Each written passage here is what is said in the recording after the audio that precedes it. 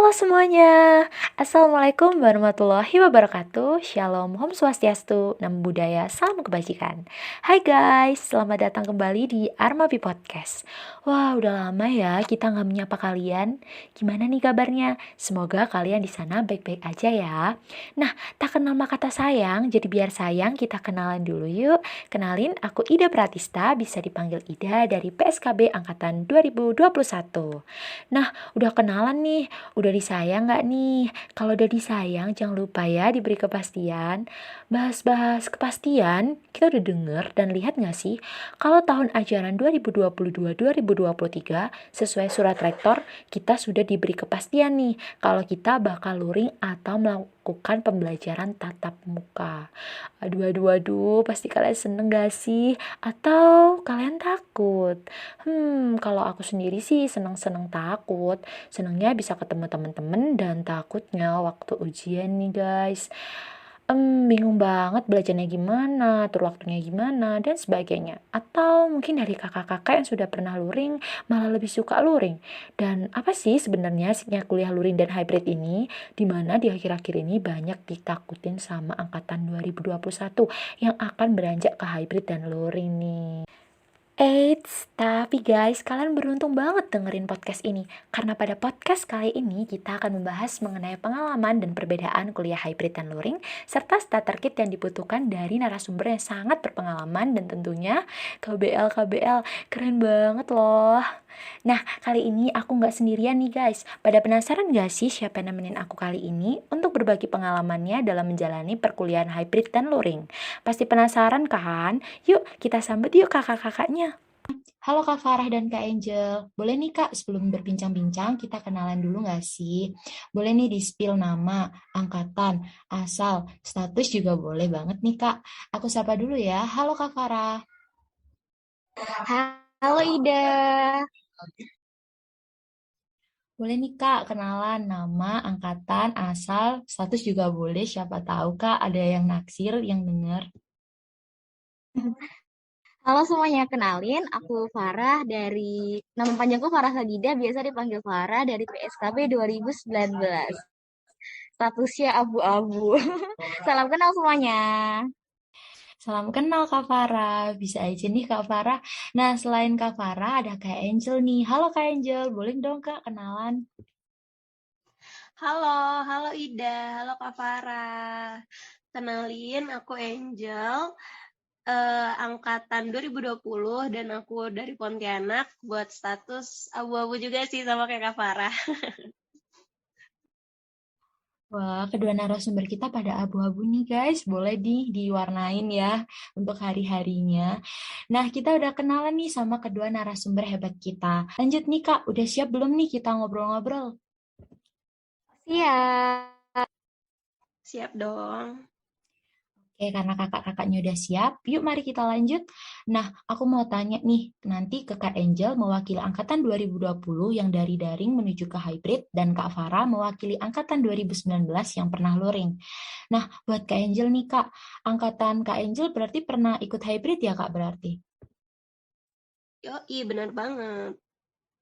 Widih, gimana nih Kak perasaan kakak di awal perubahan tersebut, yaitu dari online ke hybrid?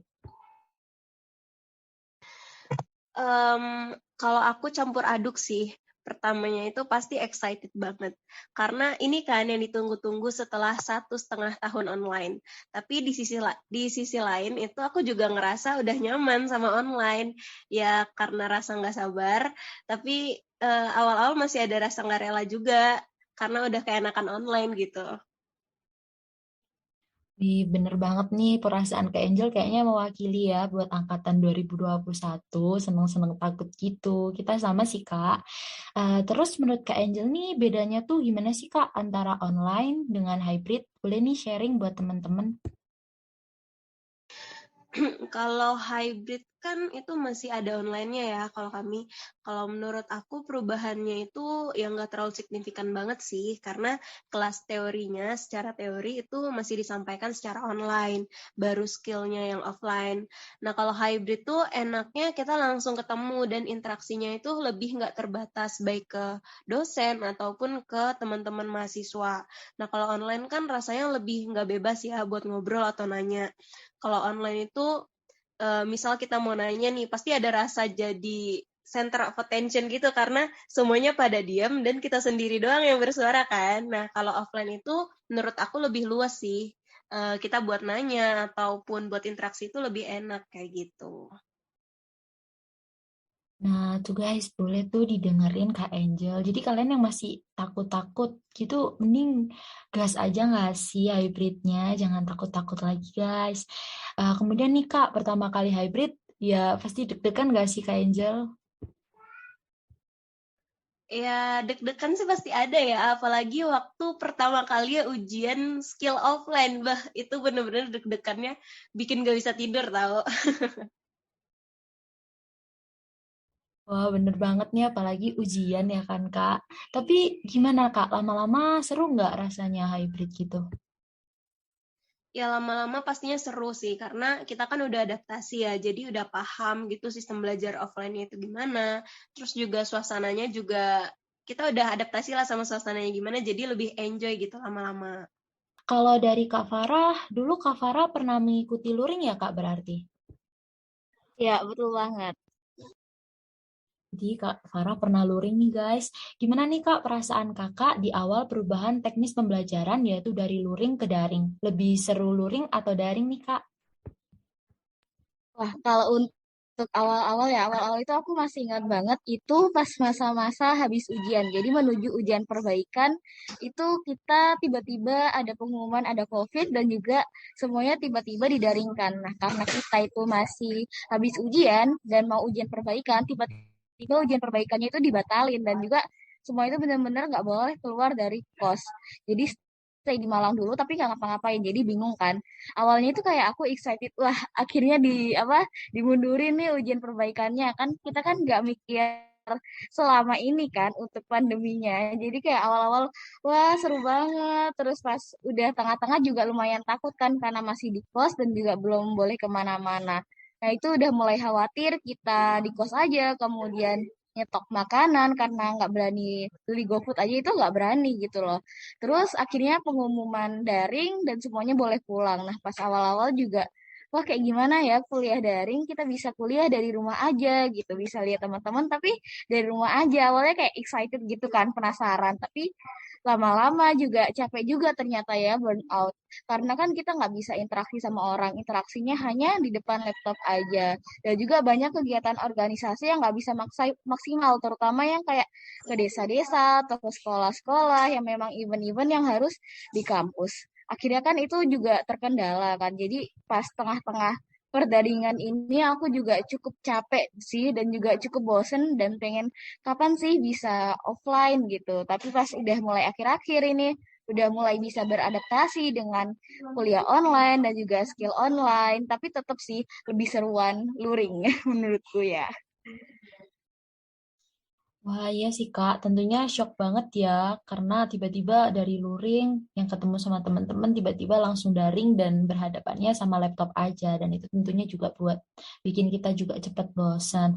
Dan kita tadi bisa denger ya guys kalau Kak Farah bilang lebih seru luring daripada daring. Nah, kalau dari Kak Farah sendiri, apa sih menurut Kakak bedanya luring sama daring itu Kak? Nah, aku ceritain dulu ya bedanya luring sama daring. Nah, kalau luring itu kan kita bisa kuliahnya di mana aja ya, tapi tetap harusnya itu di rumah. Karena kan untuk belajar, untuk kuliah itu kan kita butuh kok fokus. Tapi kalau misalnya ada hal-hal penting, itu kita bisa kuliah di mana aja, asalkan kita bisa fokus gitu. Tapi kalau daring, kita ya itu harus kuliah di kampus yang dari luar Malang harus ngekos lagi di Malang dan kalau kebidanan itu biasanya kita kuliah di gedung GPP namanya Gedung Pusat Pembelajaran ada di lantai 1, lantai 4. Nah, kita tuh bisa ketemu sama teman-teman, apalagi nanti bisa skillnya offline.